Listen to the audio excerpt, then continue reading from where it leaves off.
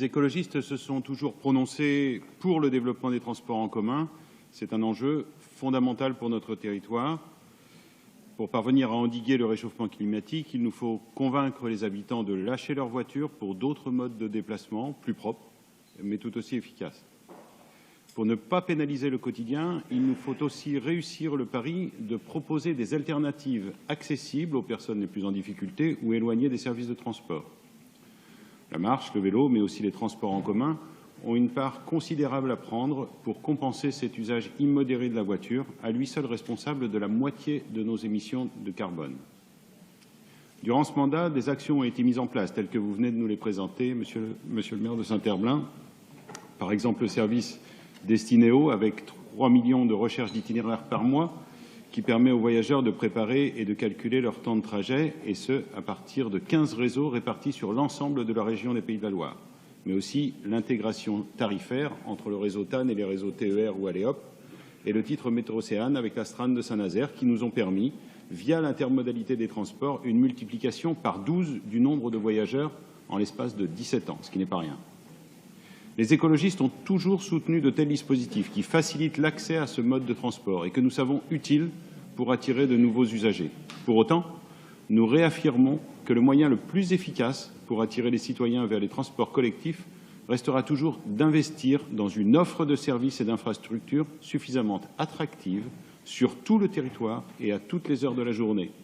Offre seule capable de présenter une alternative plus performante que la voiture pour une majorité des habitants de l'ensemble de notre bassin de vie, bien au-delà des limites de la métropole nantaise.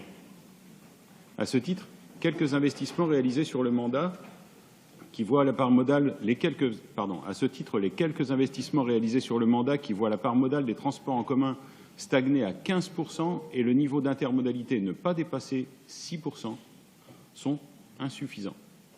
Nous devons donc voir plus loin pour apporter des solutions aux 40% de Français qui résident dans les territoires dépourvus de tout transport public et qui n'ont d'autre choix que la voiture pour se déplacer, à plus forte raison lorsqu'ils doivent se déplacer jusque dans notre métropole.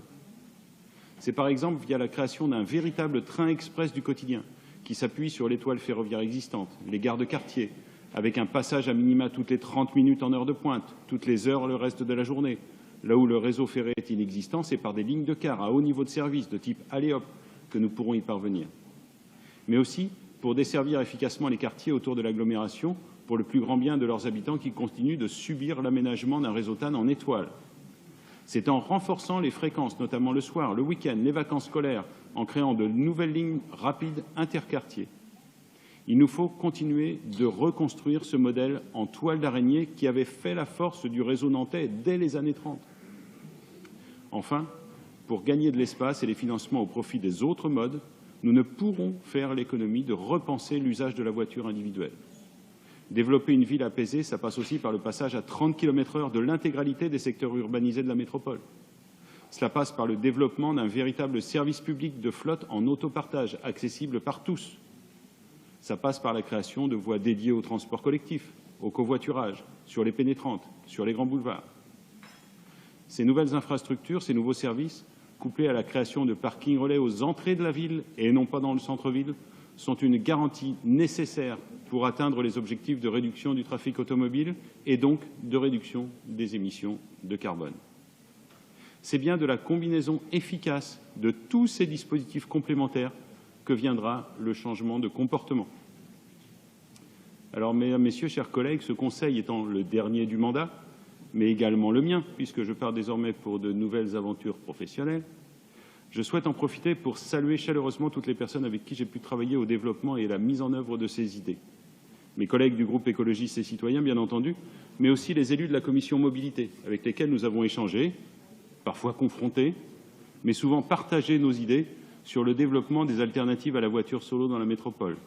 Je parlais de Catherine, bien sûr, de Bertrand, Jacques, Éric, Thomas, Mounir, mais également Julien, François, Lydie pour les plus assidus. Un grand merci surtout aux services et plus particulièrement à la direction de la mobilité. Patients, pédagogues, parfois tiraillés entre mes demandes pressantes et la crainte de laisser partir dans la nature des infos non validées par Monsieur le Vice-président. David, surtout, le pauvre, Bénédicte, Catherine et tous les autres que je veux remercier très sincèrement. et dont je tiens à souligner la compétence et l'attachement profond au service public.